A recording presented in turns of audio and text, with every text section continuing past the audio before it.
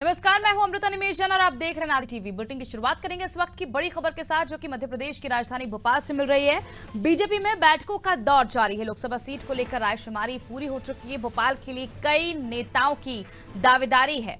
बैठक के बाद मंत्री चैतन्य कश्यप ने कहा कि संभावित नाम लिफाफे में बंद है। केंद्रीय नेतृत्व नाम तय करेगा।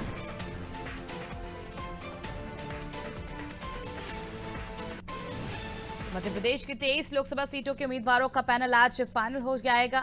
भोपाल में प्रदेश भाजपा कार्यालय में 6 बजे प्रदेश चुनाव समिति की बैठक होगी। आज भोपाल संसदीय सीट के प्रत्याशी के बारे में पार्टी के द्वारा रायशुमारी का प्रयोजन रखा गया था और उसमें जयबान सिंह जी पवैया वो मेरे द्वारा भोपाल नगर, भोपाल ग्रामीण व सीहोर विधानसभा क्षेत्र से रायशुमारी ली गई है। और भारतीय जनता पार्टी ने हमेशा से एक कार्यकर्ताओं की भावनाओं को आकलन करने के पश्चात में निर्णय लेती है। उसी परंपरा का यह एक भाग है। रायशुमारी की अपेक्षित श्रेणियाँ थी। जिला पदाधिकारी, जिला अध्यक्ष, जनप्रतिनिधि और सभी लोग थे। करीब करीब तीनों जगह से जो उपस्थित थे। इसमें संभावित नाम कुछ न वो नाम तो जिनके अपने थे उन्होंने लिफाफे में लिख करके डाले हैं।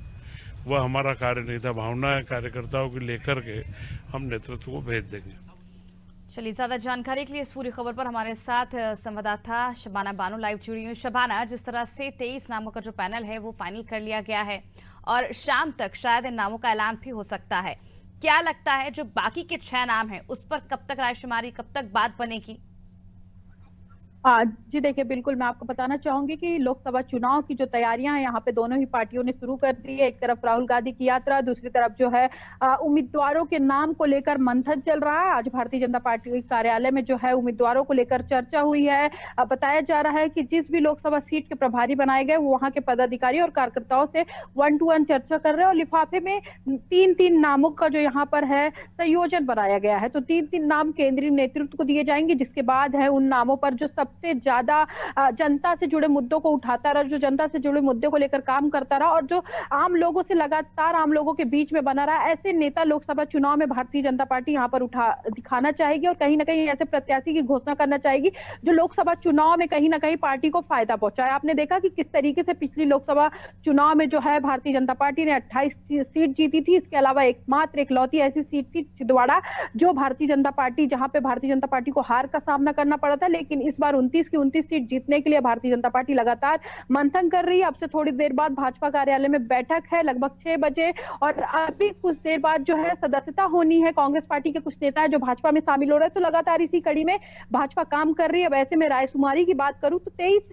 लोकसभा सीटों पर जो है बातचीत हो गई है। कल दिल्ली में भाजपा चुनाव समिति की बैठक है, जिसके बाद नामों का ऐलान हो सकता है। और लगातार ये भारतीय जनता पार्टी के नेताओं के द्वारा बोला जा रहा है कि हमारी पार्टी में अनुशासन से काम होता है और अनुशासन के हिसाब से जिस भी कार्यकर्ता, जिस भी नेताओं का नाम आगे आएगा, पार्टी उसके बारे में चर्चा करेगी और उन नाम को जो है फाइनल लिस्ट जो है कल दिल्ली में बैठक के बाद जो है वो सामने आ सकता है। तो कहीं ना कहीं 29 सीट जो है लोकसभा चुनाव की, उसको लेकर जद्दोजहद यहाँ पर देखने को मिल रही है। और लगातार आज सुबह से ही भाजपा कार्यालय में बैठक हो रही है। कहा जा रहा है कि जो भारतीय जनता पार्टी, वो सारे जो यहाँ पर कयास है, जो सारे जो है सभी वर्गों को और सभी जो लोग हैं, सारी योजनाओं को एक साथ में लेकर यहाँ पर लोगों को साधना चाहती। शायद यही वजह है कि लगभग थोड़ा समय लग रहा, लेकिन कहीं ना कहीं विधानसभा चुनाव में पहले प्रत्याशियों की घोषणा की गई थी भारतीय जनता पार्टी द्वारा और लोकसभा चुनाव में भी इसी कड़ी में भाजपा काम कर रही है। कहीं ना कहीं अब कुछ ही दिनों में जो है प्रत्याशियों के नामों का ऐलान हो जाएगा। लगातार बैठकें भी आपने देखा कि किस तरीके से हो रही है। तो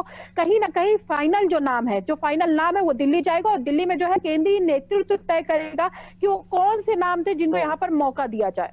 बहुत बहुत शुक्रिया शबाना तमाम जानकारी के लिए। देखिए, जिस तरह से अमित शाह कुछ दिन पहले आए थे, 2-3 दिन पहले ही उन्होंने मध्य प्रदेश में आकर दौरा किया था और उसके बाद जिस तरह से अमित शाह को चाणक्य भी माना जाता है बीजेपी का और इसके साथ ही एक मोटिवेटर के तौर पर भी उन्हें देखा जाता है, उसके बाद ही इस पैनल को तैयार किया गया है।